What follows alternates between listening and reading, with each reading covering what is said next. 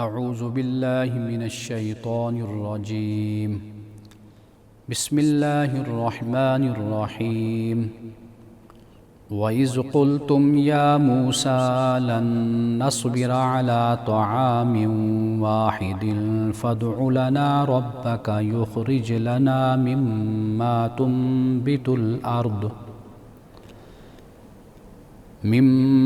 تنبت الأرض من بقلها وقثائها وفومها وعدسها وبصلها قال تستبدلون الذي هو أدنى بالذي هو خير اهبطوا مصرا فإن لكم ما سألتم وضربت عليهم الذلة والمسكنة وباءوا بغضب من الله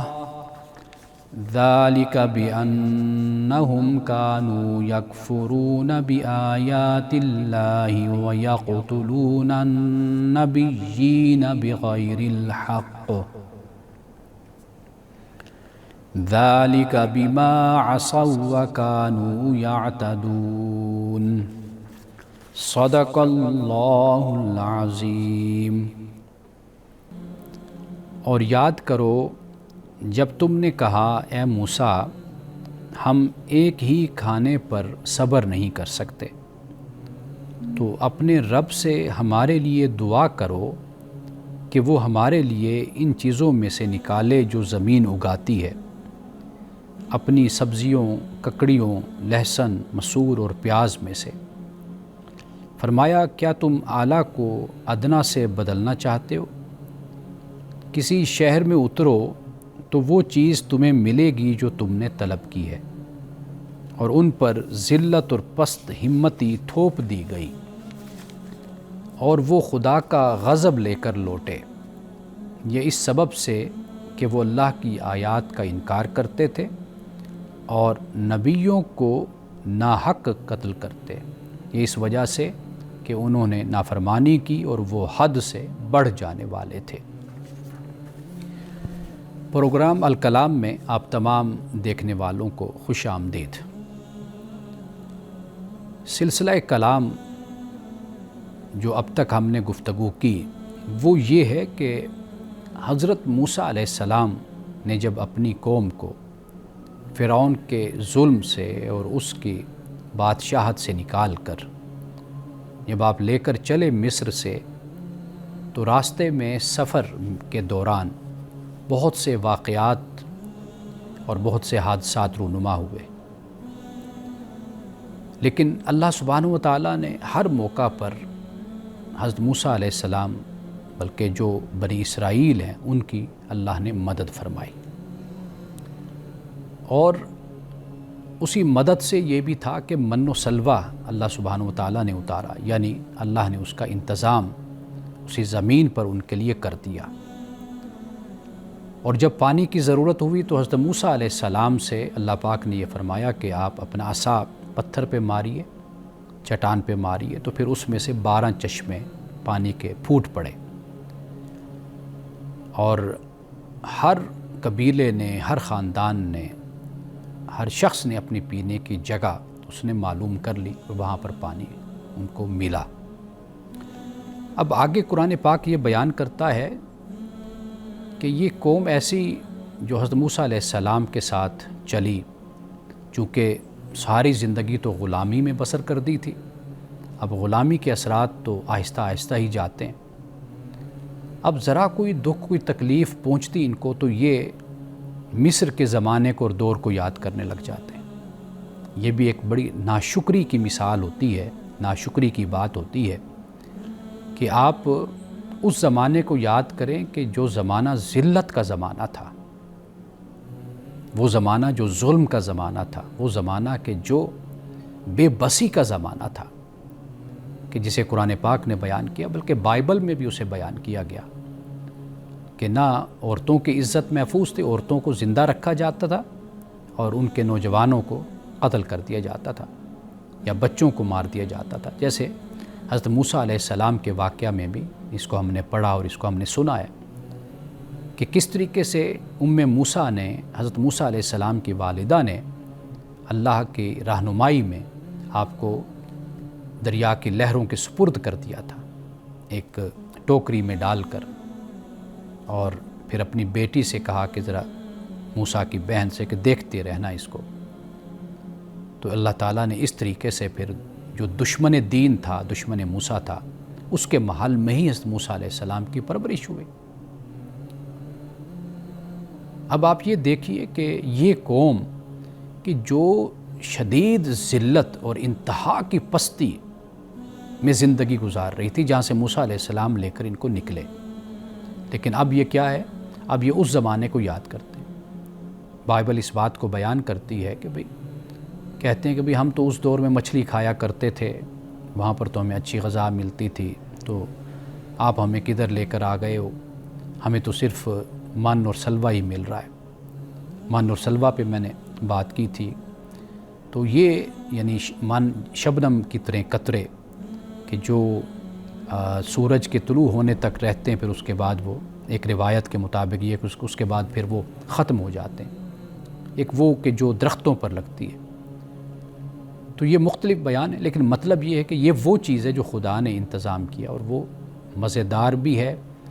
اور صحت کے لحاظ سے، ہر لحاظ سے وہ اچھی بھی۔ سب سے بڑی چیز یہ کہ خدا کا دسترخوان ہے، خدا کی طرف سے متعین کردہ دی ہوئی نعمت ہے۔ اور دوسری بات پھر وہ بٹیر کی شکل کے جو پرندے، اب انہوں نے کہا کہ ہم ان دو پر، ایک کھانے پر تو اب ہمارا گزارا نہیں ہوتا۔ اب آگے قرآن بیان کرتا ہے کہ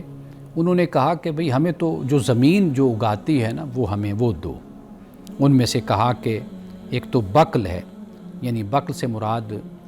جو ترکاریاں ہوتی ہیں، تمام اقسام کی سبزیاں آپ کہہ لیجئے، تو بقل کہ ہمیں تو ایک تو وہ چاہیے۔ دوسرا کہا کہ قصہ، اور قصہ سے مراد جیسے کھیرے ہیں، ککڑی ہے، یہ ہمیں چاہیے۔ اور فوم، عربی میں سا کو میم فا کر دیتے ہیں، تو سوم بھی ہے، فوم بھی ہے، تو یہ یعنی لہسن جس کو کہا جاتا ہے کہ وہ ہمیں چاہیے۔ اور عدس، اور عدس سے مراد یعنی مسور، جو یہ دالیں وغیرہ ہوتی ہیں، یہ کہا۔ اور پھر اس کے بعد بصل، یعنی بصل سے مراد پیاز۔ تو یہ انہوں نے مطالبہ کیا۔ اب اللہ سبحانہ و تعالیٰ نے کیا فرمایا؟ تستبدلون الذی هو ادنی بالذی هو خیر، کیا تم اعلیٰ کو ادنا سے بدلنا چاہتے ہو؟ یعنی جو میں نے دیا، خدا کی طرف سے تمہیں دیا گیا، اسپیشل تمہارے لیے اہتمام اس کا کیا گیا۔ ویسے تو یہ سبزیاں، یہ سب کچھ یہ بھی خدا کی طرف سے ہے، تو لیکن خاص اس سفر میں اس کا اہتمام، اس کو ٹھکرا کر، اس کو غیر اہم قرار دے کر اللہ تعالیٰ سے پھر اس کا تقاضا کرنا۔ اصل بات کیا ہے؟ وہ یہ ہے کہ آزادی بہت بڑی نعمت ہوتی ہے، اس میں انسان کو سادہ خوراک بھی مل جائے نا، اس پر خدا کا شکر ادا کرنا چاہیے۔ اس غلامی سے کہ جس میں انسان کو پراٹھے ملیں، حلوہ ملے، جس میں انسان کو اچھی سی اچھی خوراک اور چیز انسان کو میسر ہو، لیکن ہو غلامی۔ تو یہ وہ بات ہے کہ چونکہ وہ غلامی کی زندگی گزار کر آئے تھے، وہاں پر اگر کوئی ان کو اچھا مل گیا کھانا کھانے کو کسی وقت بھی، لیکن وہ اس بات کو بھول گئے کہ جو صبح و شام ہمیں جوتے پڑتے تھے، جو ہم پر ظلم ہوتا تھا، ہم سے زیادتی ہوتی تھی، ہمیں کسی طرح کی کوئی سیکیورٹی وہاں پر میسر نہیں تھی، خوف ہی خوف تھا، لیکن کھانا کبھی اچھا بھی مل جاتا تھا، تو وہ اس کو یاد کر رہے ہیں۔ ویسے بھی انسان کی یہ نفسیات ہے کہ جہاں پہ رہتا ہے تو وہاں کی باتیں جو نیگیٹو ہوتی ہیں، منفی، وہ زیادہ اس کو دیکھتا ہے اور زیادہ اس کو شمار کرتا ہے، لیکن جب اسی جگہ سے جب چلا جاتا ہے تو پھر اب اس کے ذہن میں اپنے ماضی کے مقام کے بارے میں جو باتیں ہوتی ہیں، وہ مثبت باتیں وہ ذہن میں رکھ لیتا ہے۔ یہ بھی انسان کی حالت ہوتی ہے۔ تو یہ قوم ماضی کو یاد کر کے، جو وہاں پہ ہمیں مچھلی تھی، وہاں پہ یہ تھا وہ تھا، تو اللہ نے کہا کہ تم کھانے کے پیچھے پڑ گئے ہو، طعام کے پیچھے پڑ گئے ہو۔ اصل چیز جو ہے وہ مقصد ہوتا ہے، وہ ڈیسٹینیشن ہے، وہ تمہاری زندگی کا اصل جو تمہاری منزل ہے اس کو دیکھو، وہ تم نے حاصل کرنی ہے۔ فلسطین تم نے پہنچنا ہے، وہاں پر اللہ کی ہر نعمت تمہیں میسر ہوگی، وہاں پر تمہاری بادشاہت ہوگی، تمہارا غلبہ ہوگا، تمہارا اقتدار ہوگا۔ لیکن نہیں، تو یہ وہ قوم ہے کہ جس کی یہ حالت ہے جس کو قرآن پاک نے بیان کیا ہے۔ یعنی اس لیے اللہ نے کہا کہ کیا تم اعلیٰ کو ادنا سے بدلنا چاہتے ہو؟ خوراکوں پر نظر رکھنے کے بجائے اب صحابہ کرام رضوان اللہ تعالیٰ علیہم اجمعین نے پیٹ پر پتھر بھی باندھے، فاقے بھی کاٹے، لیکن کبھی یہ شکوہ نہیں کیا کہ ہمیں مکہ میں یہ سب کچھ میسر تھا، ہم بہت اچھی زندگی وہاں گزار رہے تھے، اچھا کھانا پینا تھا، تو مدینے میں آ کر تو ہمیں کچھ کبھی نہیں، کوئی شکوہ نہیں کیا۔ تو یہ کمزوری تھی، یہ نقص تھا، یہ بزدلی تھی حضرت موسیٰ علیہ السلام کی قوم کے اندر، کہ وہ ماضی کو یاد کر رہے تھے، لیکن ماضی وہ کیسا ماضی تھا؟ وہ بھی کوئی اتنا خوبصورت ماضی تو نہیں تھا، قابل تعریف تو نہیں تھا، لیکن اس کو وہ یاد کرتے تھے، حضرت موسیٰ علیہ السلام کو سنانے کے لیے یا جیسے ایک تانا دینے کا انداز ہوتا ہے وہ اختیار کرتے تھے۔ ابھی گفتگو کا سلسلہ جاری ہے، یہاں پہ وقفہ لیتے ہیں، دوبارہ یہیں سے بات شروع کریں گے۔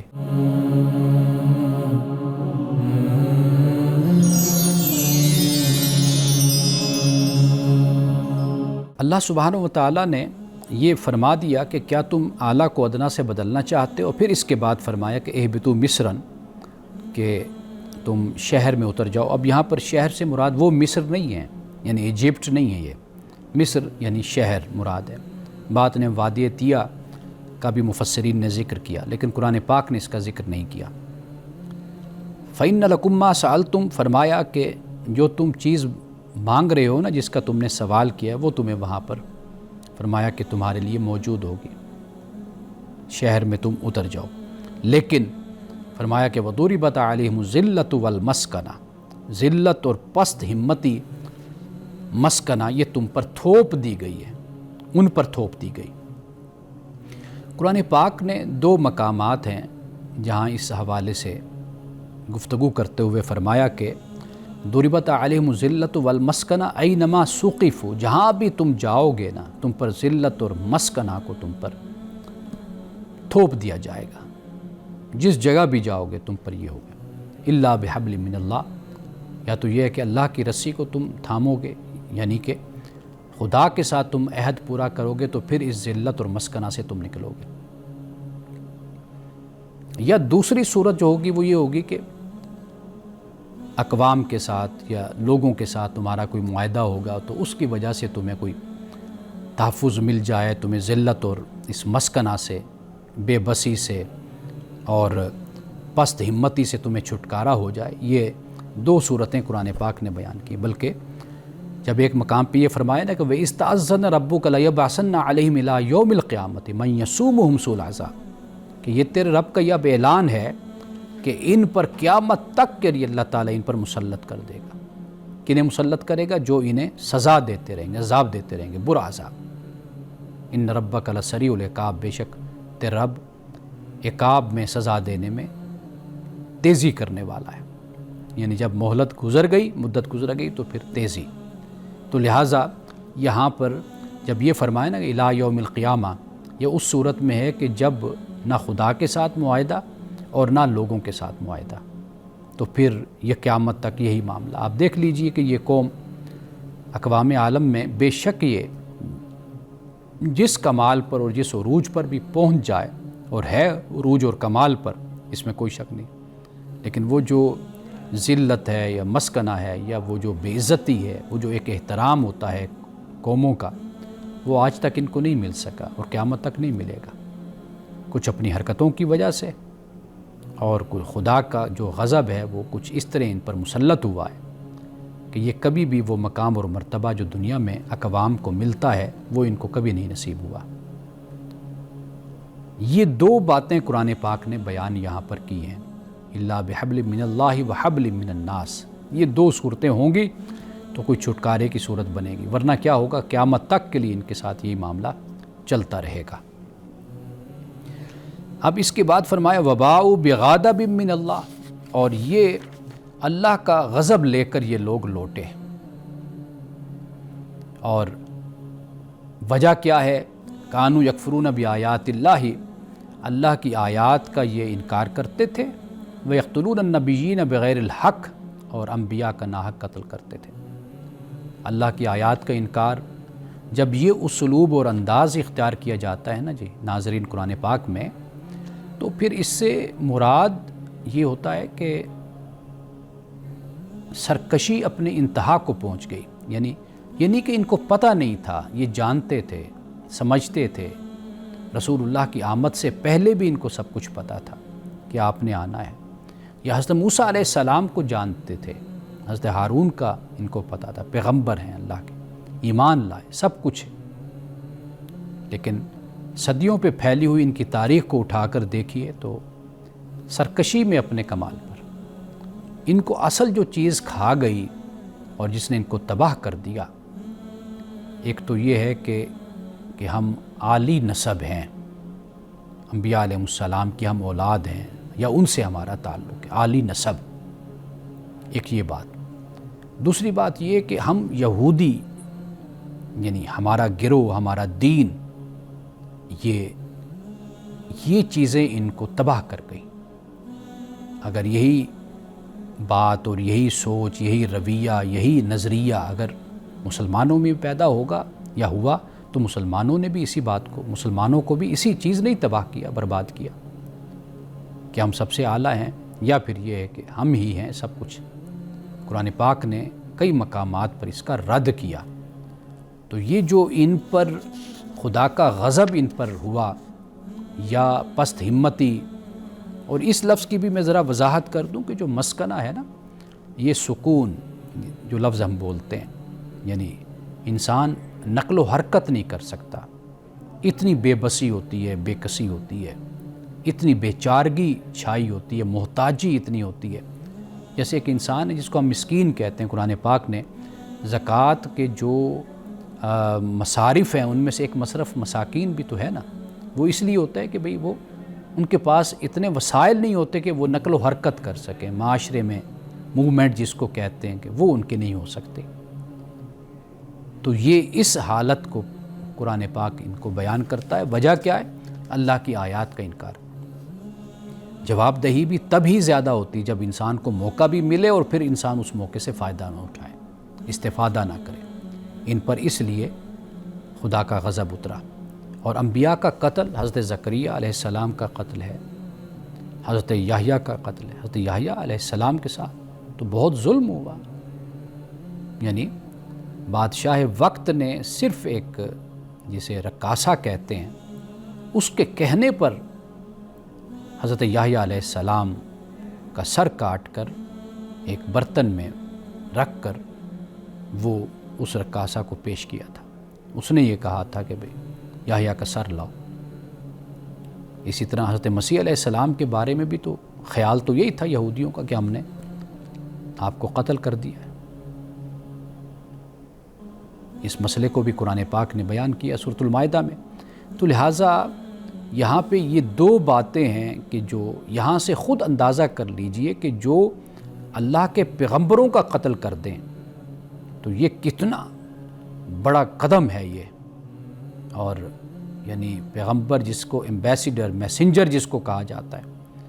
یہ ایسے ہی جیسے ایک ریاست کا کوئی میسنجر، ایمبیسیڈر ہو، اگر اس کو نقصان پہنچا دیا جائے تو یہ گویا کہ اعلان جنگ ہوتا ہے اس ریاست کے خلاف۔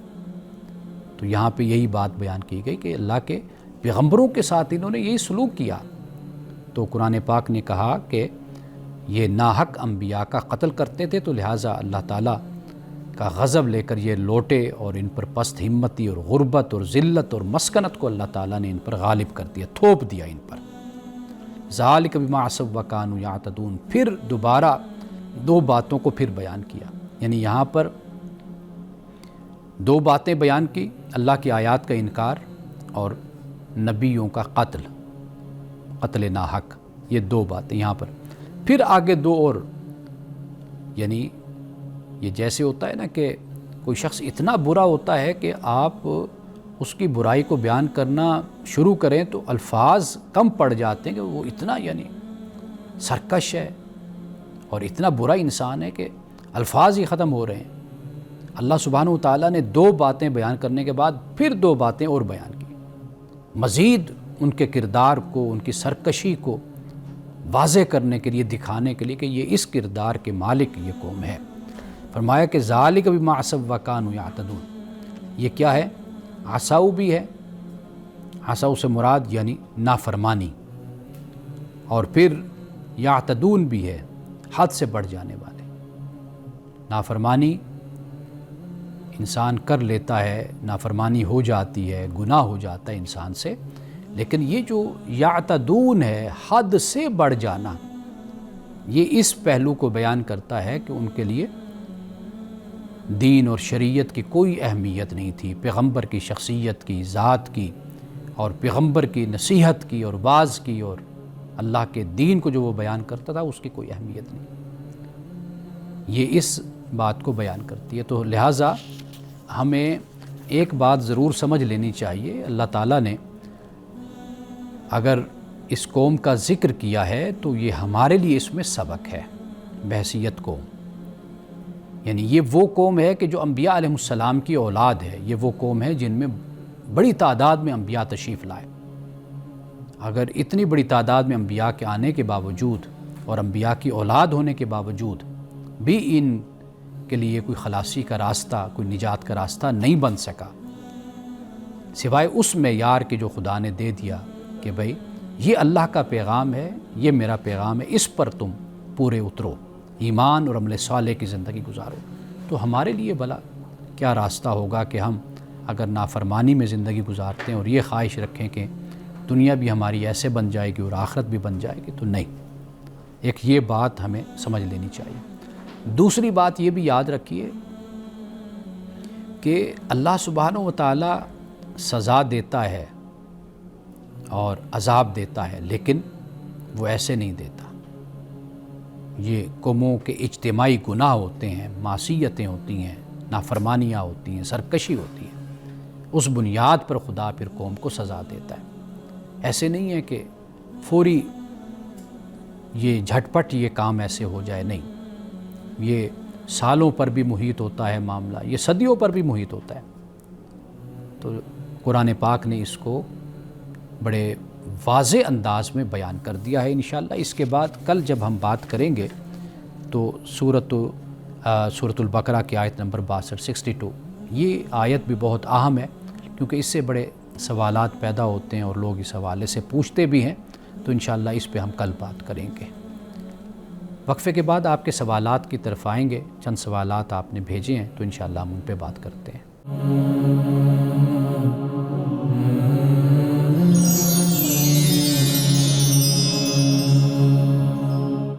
سب سے پہلا سوال جو اس وقت میرے سامنے ہے وہ والدہ کی طرف سے ہے، اور پوچھا یہ گیا ہے کہ یہ جو سیکس ایجوکیشن ہے اس کے موضوع پر والدین کو بچوں سے بات کرنی چاہیے یا نہیں کرنی چاہیے۔ یہ سوال گائے بگائے میں ضرور سامنے آپ کے رکھتا ہوں، اور والدین یہ سوال بھیجتے بھی ہیں، اور ان کی جو پریشانی ہے وہ سمجھ بھی آتی ہے آج کے دور میں کہ یہاں پر تو سب کچھ اوپن ہے، بدقسمتی سے جنہوں نے یہ سب کچھ شروع کیا تھا وہاں پر پھر بھی اس کی رولز اینڈ ریگولیشنز ہیں، موبائل کے استعمال کی کہ کس عمر میں موبائل دیا جائے نہ دیا جائے، اور سکولوں میں پابندی لگا دی جائے، اور کئی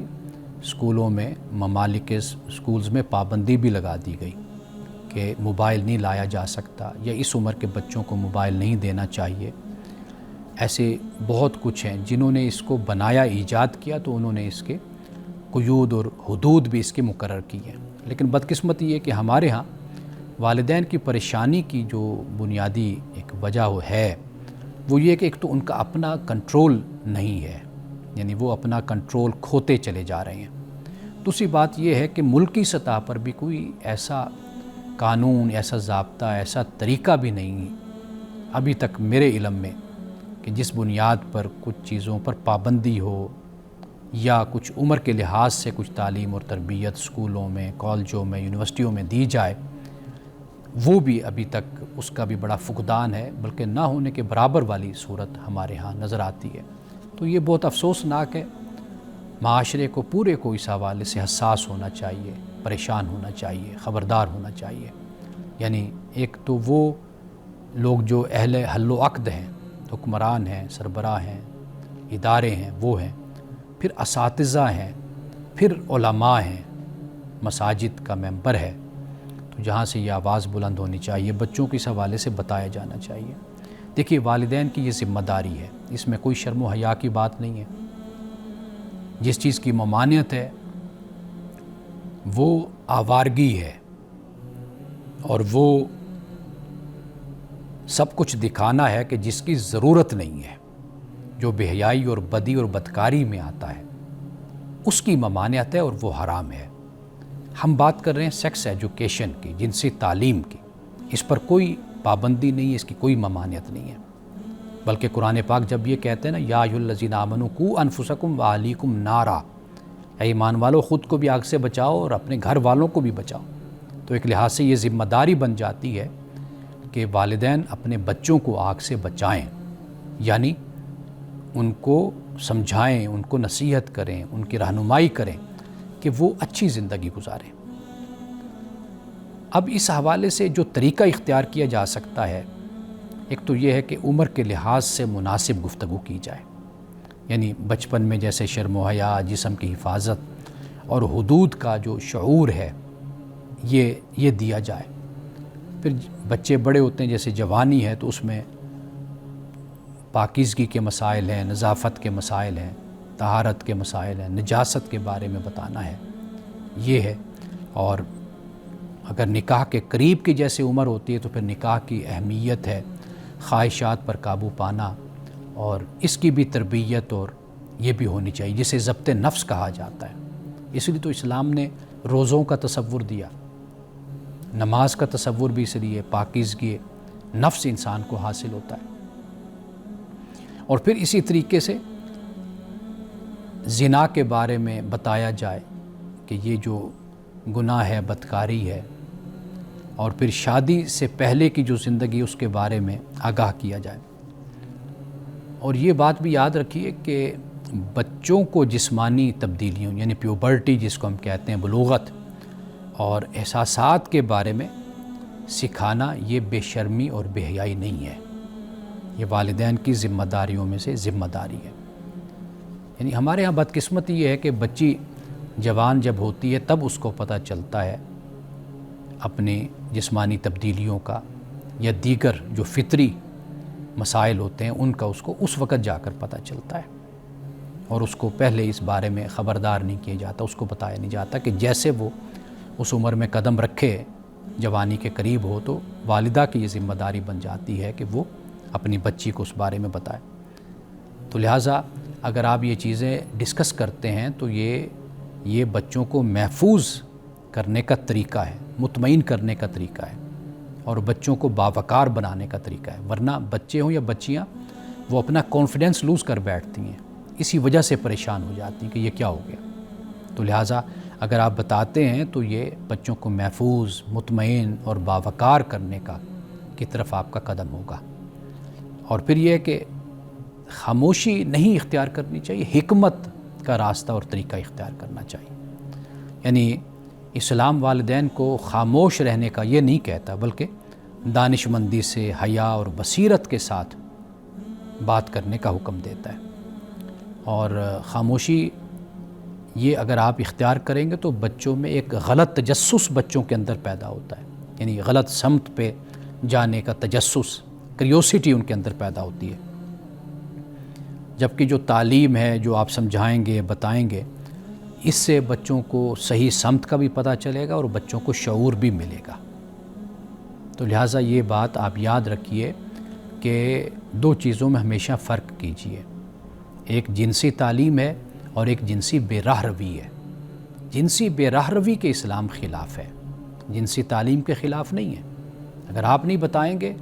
تو یہ علم، یہ نالج بچوں کو کہیں سے تو پتہ چل جائے گا۔ اب وہ جو بھی طریقہ اختیار کریں گے پھر اس پر آپ کا کوئی کنٹرول نہیں ہوگا، تو وہ بے راہ روی کا راستہ بھی ہو سکتا ہے، وہ محلے کا کوئی اوباش لڑکا، اسکول کا، کالج کا، یونیورسٹی کا کوئی لڑکا، کوئی لڑکی بھی ایسی ہو سکتی ہے۔ تو لہٰذا یہ والدین کی بنیادی ذمہ داری ہوتی ہے، اور پھر ہم اپنا ماحول اس طرح کا بنانا چاہیے کہ ان مسائل پر شرم نہیں ہونی چاہیے، یعنی یہ بے شرمی کا مسئلہ ہی نہیں ہے،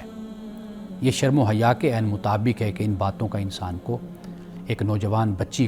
کو پتہ ہونا چاہیے۔ یعنی ان مسائل کو ہم بے شرمی میں لاتے کیوں ہیں، بے حیائی میں؟ یہ اس طرح کے مسئلے ہی نہیں ہیں، یہ اصل حقیقی مسئلے جو ہماری زندگی کے ہیں۔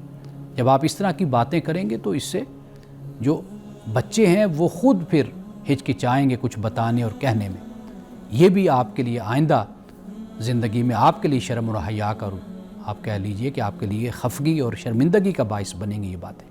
تو لہٰذا ان باتوں کو سمجھ کر، شعور کے ساتھ، علم کے ساتھ، پھر اپنے بچوں کو آگے آپ ان کی رہنمائی کیجیے۔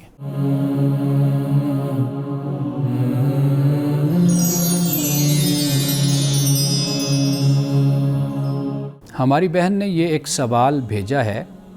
اور بلکہ یہ ان کا تیسرا سوال ہے۔ پہلے بھی 2 سوال انہوں نے بھیجے تھے جس کا جواب دیا تھا میں نے، اور پھر انہوں نے شکریہ بھی ادا کیا، اور دوبارہ پھر انہوں نے یہ سوال اپنا بھیجا ہے۔ وہ یہ ہے کہ کیا عمرہ میں عورت چہرہ چھپا سکتی ہے، اسے چھپانا چاہیے، اور جوتے کس طرح کے پہننے چاہیے؟ نبی اکرم صلی اللہ علیہ وسلم نے یہ فرمایا کہ احرام والی عورت نہ نقاب پہنے اور نہ دستانے، یہ بخاری کی حدیث ہے اور مسلم کی بھی۔ تو لہٰذا احرام کی حالت میں نقاب جو پہننا ہے یہ منع ہے، یعنی یہ آگے جا کر ہمارے علماء نے، فقہاء نے جو اس پر لکھا ہے وہ یہ ہے کہ یہ بہتر طریقہ یہی ہے۔ اگر عورت کوئی ہچکچاہٹ محسوس کرتی ہے، کوئی مسئلہ ہے مردوں کی وجہ سے، تو وہ اپنے چہرے کو اس انداز سے چھپا سکتی ہے کہ اوپر کپڑا لے لے، لیکن وہ کپڑا چہرے کے ساتھ نہ لگے۔ حضرت عائشہ صدیقہ رضی اللہ تعالیٰ عنہا سے اس طرح کی ایک روایت بیان کی جاتی ہے کہ وہ فرماتی ہیں کہ ہم نبی اکرم صلی اللہ علیہ وسلم کے ساتھ احرام میں ہوتی تھی، جب مرد ہمارے قریب سے گزرتے تو ہم اپنے چہرے پر اپنی چادر لٹکا لیتی تھی، اور جب وہ چلے جاتے تو چہرہ کھول دیتی تھی۔ یعنی کوئی وجہ ہوگی، کوئی موقع اور محل ہوتا ہے، اس کے حساب سے حضرت عائشہ نے اس بات کو روایت کیا ہے۔ لیکن زیادہ جو فضیلت ہے وہ یہی ہے کہ جیسے رسول اللہ نے فرمایا کہ نقاب نہ پہنے، یعنی چہرے کو بالکل نہیں چھپانا چاہیے، اور نہ ہی دستانے پہننے چاہیے۔ جہاں تک سوال ہے آپ کے اس حوالے سے جوتوں کا، وہ یہ ہے کہ عورت کے لیے احرام میں پاؤں کا چھپانا یہ منع نہیں ہے، یعنی وہ جوتے، موزے، سینڈل یا جو بھی وہ پہن سکتی ہے، جس طرح کے بھی جوتے اس کو میسر ہوں وہ جوتے پہن سکتی ہے۔ مردوں کے لیے یہ بیان کیا جاتا ہے حالت احرام میں، لیکن عورتوں کے لیے اس طرح کی کوئی پابندی نہیں ہے۔ لیکن آخر میں یہ بات عرض کر دوں کہ جو میں نے یہ بیان کیا کہ حالت احرام میں نقاب اور دستانے نہ پہنے عورت، یہ رسول اللہ صلی اللہ علیہ وسلم نے یہ فرمایا، تو لہٰذا ہمارے فقہاء نے آگے جو بیان کیا ہے تو وہ ایک اس نقطہ نظر سے ہے کہ جیسے گھبراہٹ ہوتی ہے کسی عورت کو، یا کوئی ایسا معاملہ ہے کہ جس کی وجہ سے وہ اپنے آپ کو اس میں ذرا سیف محسوس کر لیتی ہے کہ وہ تھوڑا سا کپڑا آگے کر لے جو چہرے پر نہ لگے، تو انہوں نے کہا کہ یہ کر سکتی، لیکن فضیلت اسی کی ہے کہ چہرہ اور دستانے، چہرہ نہ چھپایا جائے، نقاب نہ لیا جائے، اور دستانے بھی نہ پہنے جائیں۔